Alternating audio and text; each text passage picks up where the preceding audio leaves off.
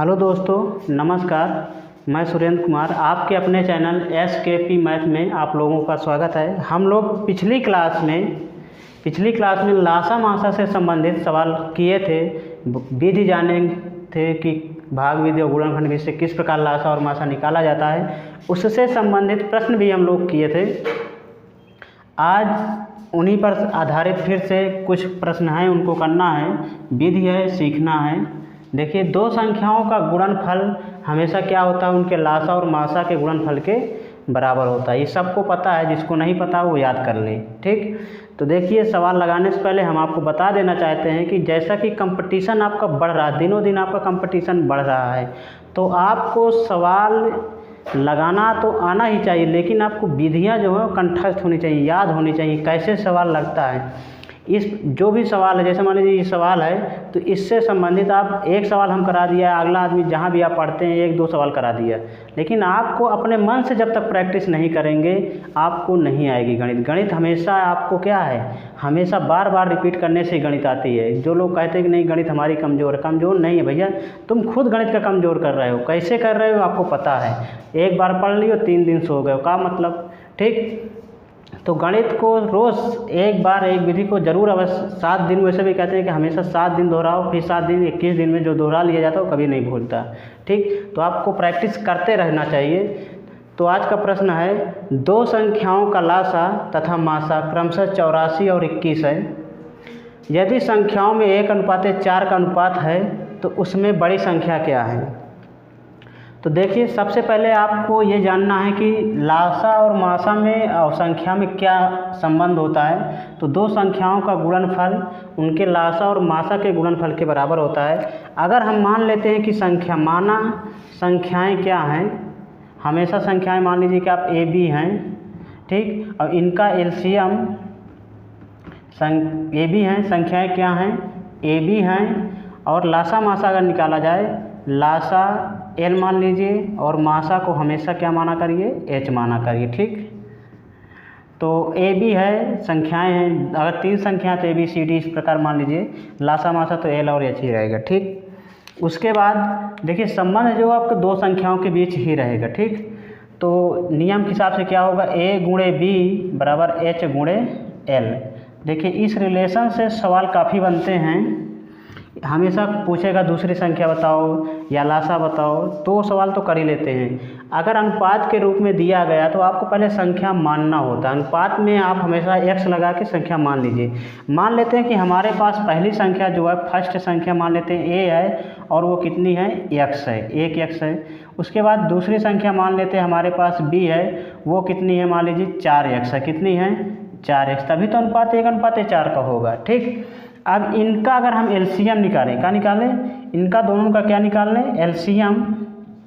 तो एलसीएम आप पहले ही पढ़ चुके हैं कि एलसीएम क्या होता है, जो सभी में हो, मतलब देखिए वो तो एचसीएफ, जो सभी में क्या होता है, एचसीएफ होता है। लेकिन यहाँ पर देखिए, आपको एलसीएम अगर निकालना है और एचसीएफ भी, दोनों का एचसीएफ निकालना है, x और 4x का एचसीएफ निकालना है। क्या निकालना है, एचसीएफ। ठीक, तो देखिए, एलसीएम निकालने के लिए कोई संख्या छूटनी नहीं चाहिए, मतलब x आएगा और 4 आएगा, यहाँ पर 4x होगा। कितना होगा, 4x, कितना हो जाएगा, 4x हो जाएगा। ठीक, क्योंकि x से एक बार x लिया जाएगा, यहाँ पर 1 छिपा रहता, तो 1 और 4 का क्या होगा, 4 ही होगा। ठीक, एक तो गुणनखंडी है, तो 4x एलसीएम हो गया। एचसीएफ आपका कितना हो जाएगा, x होगा, केवल क्या होगा, x, जो सभी हो, मतलब दोनों में क्या है, x ही तो है।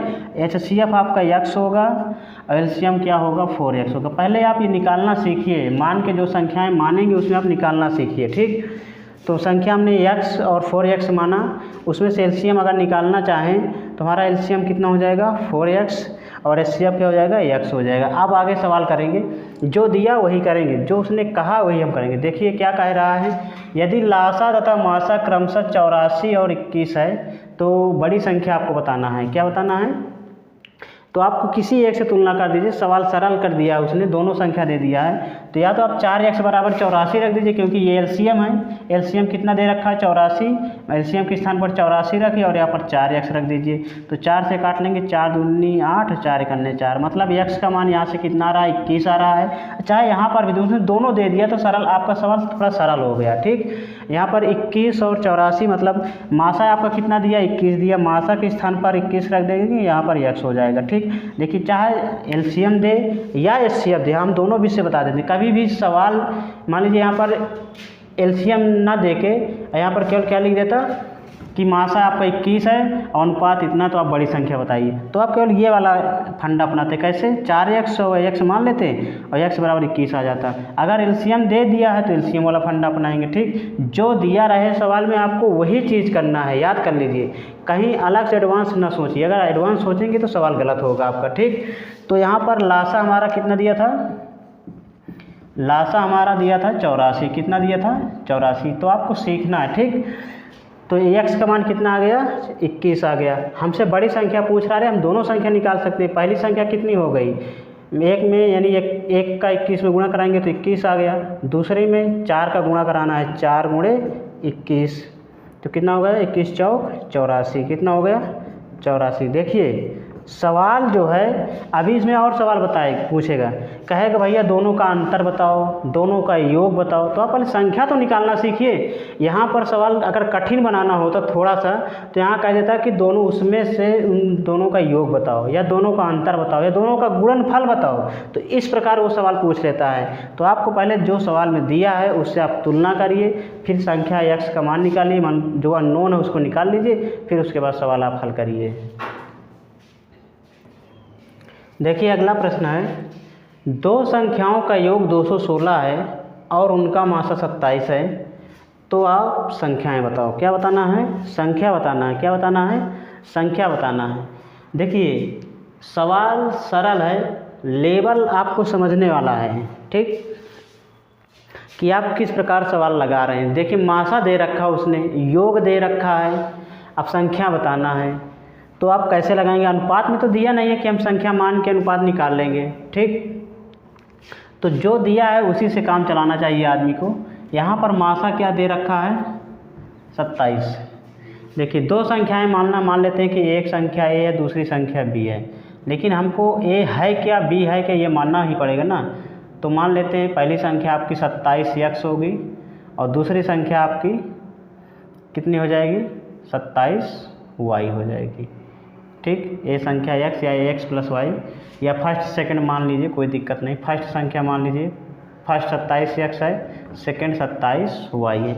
अच्छा x y क्यों माना हमने, ये आपको पता होना चाहिए। हमने x और y क्यों माना, क्योंकि भाई हमको पता है कि दो ही संख्या निकालना है और यहाँ पर मासा हमारा 27 है। 27 मासा दे रखा है, इसका मतलब ये है कि मासा क्या होता है, उभयनिष्ठ गुणनखंड होता है। उभयनिष्ठ गुणनखंड मतलब कि दोनों में मल्टीपल है, मतलब गुणा कराने पर आएगा या भाग देने पर दोनों संख्याएं पता हो जाती है। ठीक, कहने का मतलब अगर हम 27 है तो इनका दोनों का मासा निकालेंगे तो 27 ही तो आएगा। क्या आएगा 27। अगर हम पूछ लिया जाए कि भाई एक 27x संख्या एक 27y संख्या है, दो संख्याएं इनका मासा निकाली, तो मासा क्या आएगा आपका 27 तो आएगा।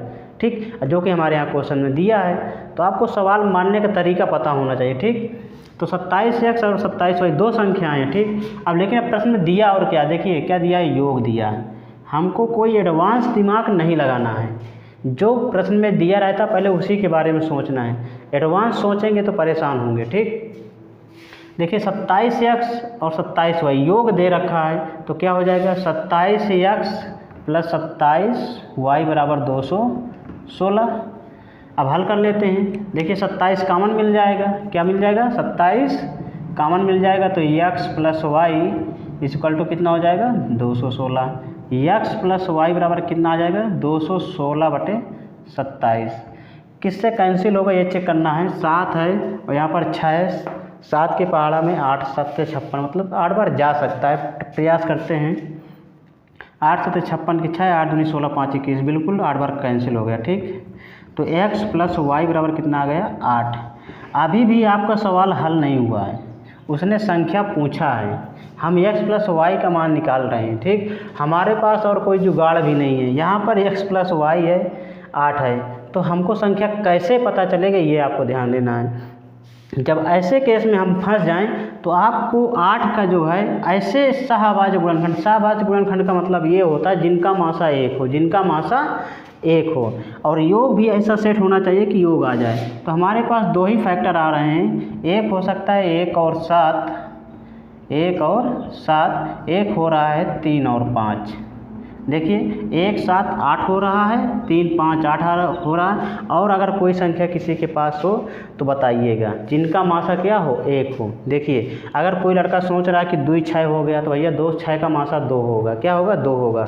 तो हमको ये देखना है सहअभाज्य संख्याएं, ये संख्याएं क्या होती हैं, सहअभाज्य। हम संख्या पद्धति में पढ़ा चुके हैं, फिर से बता दे रहे हैं। अगर आपका बेसिक कमज़ोर है तो आप गणित नहीं सीख सकते हैं। आप लेवल से सीढ़ी चढ़ना है तो आपको एक लेवल का पता होना चाहिए कि हमें 0 से 0, 0 से आपको चढ़ना है किसी जीने से तो आपको 0 डिग्री चढ़ना होगा, 0 डिग्री से ही आप ऊपर जा सकते हैं। ठीक, तो सहअभाज्य संख्याएं आपके पास 1 और 7 हैं और 3 और 5 हैं। अब आपके पास 2 आंसर आएंगे तो आप जो भी विकल्प में दिया रहे कोई आंसर आपका सही होगा। हम दोनों निकाल के दिखा दे रहे हैं। ठीक, आपकी संख्याएं 1 और 7 हो सकती हैं, 3 और 5 हो सकती हैं। मतलब या तो x का मान 1 है और y का मान 7 है, या x का मान 3 है और y का मान 5 है, इस प्रकार। ठीक, अगर हम 2 कंडीशन लेते हैं, पहली कंडीशन में अगर हम x बराबर 1 मान लेते हैं और y बराबर 7, ठीक, तो हमारी संख्याएं क्या होंगी, देखिए, क्योंकि हम संख्या पहली मान के आए x और 27x और 27y, तो मतलब हमारा x बराबर कितना, पहली संख्या क्या आ जाएगी, x के स्थान पर 27 रख देंगे तो पहली संख्या हमारी आ जाएगी 27 गुणे 1, 27 गुणे 1 मतलब 27, और दूसरी संख्या जो हो जाएगी वो हो जाएगी 27 गुणे 7, 7 7 49, 7 दूनाई 14, 14 4 18। जोड़ लीजिए, इनका योग क्या 216 हो रहा है। 9 7 16 की 6, 18 2 20, और एक हासिल 21, सही है। मतलब ये दोनों आंसर सही है। अगर आप मान लीजिए विकल्प हमने इसमें नहीं दिया है, अगर मान लीजिए 27 से 189 होता तो आपका आंसर सही होता। ठीक, अब एक कंडीशन ये हो गई।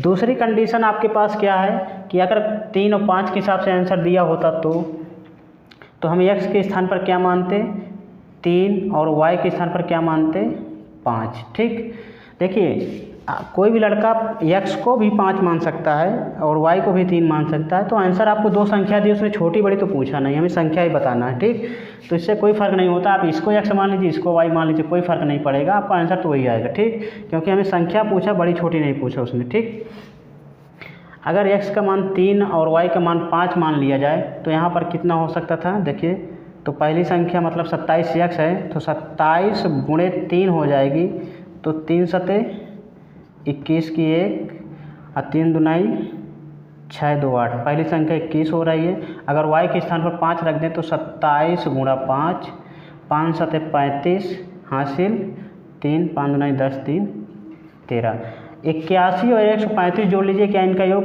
216 आ रहा है। देखिए 5 और 1 6, 13 8 21, सही ना। तो देखिए जब भी ऐसे केस में आप फंस जाएं तो उसको क्या करना है, अभाज्य गुणनखंड करना है। समझ रहे हैं, अभाज्य गुणनखंड आपको पता होना चाहिए, तभी आप सवाल हल कर सकते हैं। हर एक, देखिए सवाल जोड़ घटाना गुणा भाग तो सबको आता है, लेकिन आपको विधि याद होनी चाहिए कि आगे विधि कौन सी लगे। गणित का यही एक प्रोसेस है, आपको लेवल तक पहुंचाया जाता है। इसका मतलब ये कि पीछे वाली चीज़ें आपको भूलना नहीं चाहिए। ठीक, देखिए आपके पास अगला प्रश्न है, दो संख्याओं का मासा 21 है। यदि लासा मासा का 221 गुना है, यदि उन संख्याओं में से एक संख्या 200 और 300 के बीच में है तो दूसरी संख्या के अंकों का योगफल क्या है। लेवल का सवाल, हम लेवल ही पढ़ रहे हैं क्योंकि यूपी पेट जिस प्रकार से हिला रहा है तो आने वाली वैकेंसियों में भी देखने को मिलेगा ये, क्योंकि कंपटीशन दिन ब दिन बढ़ता ही जा रहा है। दो संख्याओं का मासा 21 है, यानी एक बात तो पता है, मासा कितना है, 21 है। ठीक, मासा आपका कितना है, 21 है, और लासा कितना है, 221 गुना है। लासा कितना है, 21 गुणे 221। ठीक, 21 गुना हो गया। अब क्या कह रहा है, यदि उन संख्याओं में से एक संख्या 200 और 300 के बीच में है तो दूसरी संख्या बताइए। तो आपके पास पता है दो संख्याओं का गुणनफल बराबर उनका लासा गुणे मासा, मतलब a गुणे b बराबर h गुणे l। मासा दे रखा है, लासा दे रखा है, हमको पहली और दूसरी संख्या अगर पता हो जाए तो हम दूसरी संख्या का क्या करेंगे, एक संख्या है जो 200 और 300 के बीच है, दूसरी संख्या वाली का अंकों का योग निकालना है। तो कैसे निकालेंगे, a गुणे b हम निकाल रहे हैं। मासा का मान कितना है 21 है, लासा का मान कितना है 21 गुणे 221। ठीक, अब देखिए संख्या आपको तभी पता चलेगी जब आपको दो गुणनखंड हो जाएं। इनको तोड़कर हम दो गुणनखंड में ऐसा लाएं कि एक संख्या आपको 200 और 300 के बीच में आ जाए। ठीक, तो देखिए 221 के अगर अभाज्य गुणनखंड किया जाए 221 के, क्योंकि 21 गुणे 21 तो है ही है, अभाज्य गुणनखंड इसका किया जाए 221 के तो 13 और 17 होगा। कितना होगा 13 और 17, 17 की 51 की 1 और 17 एक अन्य 17 5 22। ठीक, तो 13 गुणे 17। अब देखिए अलग अलग संख्याएं निकालना है जो कि 200 और 300 के बीच में एक संख्या जाना चाहिए। तो हम 21 दो बार है, 13 और 17 अलग अलग संख्याएं हैं, तो हम एक साथ इसको लिख लेते हैं, एक साथ इसको लिख लेते हैं। ठीक, मतलब एक 21 13 के साथ जाए, एक 21 17 के साथ जाए। ठीक, तो 21 गुणे 13 गुणे दूसरी संख्या हो जाएगी 17 गुणे 21 या 21 गुणे 17। ठीक, अब देखिए दोनों का गुणा कर लेते हैं। 13 एक अन्य 13 की 3, 13 एक अन्य 13 की 3 हासिल 1, 13 दूनी 26 और 1 27 गुणा 17 एक अन्य 17 की 7, 17 दूनी 34 और 1 35। ठीक, शायद हमारा मान आ गया। देखिए a गुणे b के रूप में 2 के रूप में हमने लिया आया इसको 273 और 357, मतलब a गुणे b के रूप में हम इसको ले आए। ठीक, तो हमारा a का मान 273, b का मान 357। ठीक, क्वेश्चन के हिसाब से यहाँ पर कहा गया है कि एक संख्या 200 और 300 के बीच होनी चाहिए। तो देखिए 273 जो है हमारे 273 क्या 200 और 300 के बीच में है। तो उसने हमारे जो पूछा 200 और 300 के बीच, उस संख्या का थोड़ा पूछा, उसने दूसरी संख्या का पूछा। तो हमारे पास सेकंड, मतलब अगर ये पहली संख्या हो रही है तो ये कौन सी हो रही है, सेकंड संख्या हो रही है। ठीक, इसके अंकों का योग पूछा है तो 357 के अंकों का योग। ठीक, देखिए सवाल का लेवल है ये 3 + 5 + 7, 7 5 12 3 15। तो आपका ऑप्शन कौन सा सही हो जाएगा, डी नंबर है। देखिए क्वेश्चन कहाँ से कहाँ पूछ लेता है, कोई निश्चित नहीं है। आप लासा मासा पढ़ तो लेते हैं लेकिन क्या लेवल तक पढ़ते हैं, तो आपको लेवल तक पढ़ना होगा। देखिए अगला सवाल है 6 अंकों की वह बड़ी से बड़ी संख्या कौन सी है जिसे 12 15 20 24 30 से भाग देने पर क्रमशः 8 11 16 20 और 26 शेष फल प्राप्त हो। तो इस प्रकार के सवाल जब भी हों तो आपको ध्यान देना है कि बड़ी संख्या पूछ रहा है तो सबसे पहले आप जो संख्या जिससे भाग दिया जाता है उसका पहले एलसीएम निकाल लेते हैं। क्या निकाल लेते हैं, एलसीएम। और एक ट्रिक ये याद रखते हैं कि जो संख्याएं शेष फल हो रहा है क्या उनमें डिफरेंस बराबर है। देखते हैं 12 और 8 का अंतर 4 है, 15 और 11 का अंतर 4 है, 20 और 16 का अंतर 4 है, 24 20 का अंतर 4 है, 30 और 26 का, मतलब जिससे भाग दे रहे हैं जो शेष फल आ रहा है वो क्या बराबर है कि नहीं, बराबर है बिल्कुल। देखिए 12 - 8 बराबर 15 - 11, क्योंकि 15 के साथ भाग पर 11 आ रहा है। ठीक, बराबर 20 पर भाग देने पर कितना आना चाहिए, 16। ठीक, उसके बाद 24 से भाग देने पर कितना आना चाहिए शेष, 20, बराबर फिर 30 से भाग देने पर कितना आना चाहिए, 26। सभी का अंतर सेम है, इनका अंतर कितना है, सेम है। अंतर आपका कितना है यहाँ पर, 4 है। कितना है, 4। सभी को घटा लीजिए तो आपका अंतर कितना आ रहा है, 4। ठीक, अगर आपको संख्या निकालना है, क्या निकालना है, संख्या, तो आप सबसे पहले आप 12 15 20 24 का एलसीएम निकालिए। ठीक, उसके हिसाब से देखिए कि उस संख्या से कौन सी ऐसी संख्या जो कट रही है 6 अंकों की होनी चाहिए। जो विभाज्य हो रही है जब जाके उसमें क्या आना चाहिए, इतना शेष फल आना चाहिए, तो आप उसमें से फिर 4 घटा लेंगे। देखिए करते हैं कैसे। 12, 15, 20, 24 और 30 का एलसीएम आपका कितना होगा, 120 होगा। देखिए अब आपको मुझे वानी आना चाहिए, हम बार बार नहीं बताएंगे कि एलसीएम क्या होगा, ठीक। क्योंकि देखिए 12, 15, 20, 24, 30 का एलसीएम क्या होगा, 120 होगा, ठीक। उसके बाद एलसीएम आप निकाल लिया 120। अब 120 देखिए यहाँ पर बात कर रहा है 6 अंकों की बड़ी संख्या, बड़ी से बड़ी संख्या। मतलब आपको 120 से 6 अंकों की बड़ी संख्या में क्या देना है, भाग देना है। क्या देना है, भाग देना है। कितनी बार जाएगा, 12 8 96, 8 बार जाएगा पहली बार, 12 8 96, 9 इसमें से आ गया 3, ठीक, 39, फिर 9 आ गया, फिर 12 तिहाई 36, 12 तिहाई 36, 360, 9, फिर 39 आ गया, ठीक। फिर 9 उतरेगा ये वाला,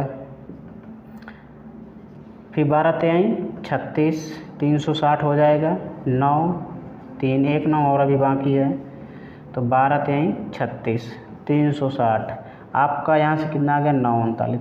मतलब पहली बात तो आपको ये पता होना चाहिए कि जो एलसीएम है 120 से भाज्य होने वाली संख्या कौन सी है, वो कौन सी होगी। जो भी है 6 9 से आपको कितना घटाना होगा, 39 पहले घटा लेते हैं। 9 कितनी बार, 6 बार, 39 घटा लीजिए, 0 6 बाकी 9, ठीक। देखिए कितना है, 9,99,960, ठीक। तो आपको क्या करना है, ये जो संख्या है आपकी ये तो 120 से कट रही है, मतलब विभाज्य हो रही है। अब उसमें शेष फल कैसे छोड़ेगा, ये आपको कितना शेष फल आना चाहिए, 8, 11, 16, 20 और 26। इसके लिए आपको क्या करना होगा, जो संख्या आपकी आ रही है 9 9 9 और 60, इससे आपको 4 और घटाना होगा, तभी तो शेष फल आएगा, ठीक। ये कितना आ जाएगा, 56, मतलब 56 वाला आपका सही होना चाहिए, ए नंबर, ठीक। बाकी तो 9 ही रहेंगे, 9 9 9, ठीक। आपका आंसर कितना आएगा, 9,99,956। तो देखिए लेवल के सवाल पढ़ना है, सीखना है, ठीक। आज की क्लास हम लोगों की यहीं तक रहेगी। जो सवाल अभी जो टॉपिक आपके छूट रहे हैं वो अगले नेक्स्ट वीडियो में बताएंगे। अभी टॉपिक एक छूट रहा है, जैसे मान लीजिए घंटी बोलती हैं तो कितने समय बाद बोलेंगे, या राउंड कोई लगा रहा गोला का, धावा में कई लोग, तो वो इस प्रकार के सवाल जो अभी रह रहे हैं उनको हम अगले नेक्स्ट वीडियो में बताएंगे। तो आप लोग पढ़ते रहिए, सवाल का रिवीजन करिए। एक सवाल अगर हम बता रहे हैं तो इस प्रकार के सवाल आप लोग अपने बुक, जो भी आप बुक पढ़ रहे हैं उसमें जाकर उस प्रकार के सवाल ढूंढिए और रिवीजन करिए, ठीक। तो हमारे चैनल को सब्सक्राइब कर लीजिए आप लोग और पढ़ते रहिए।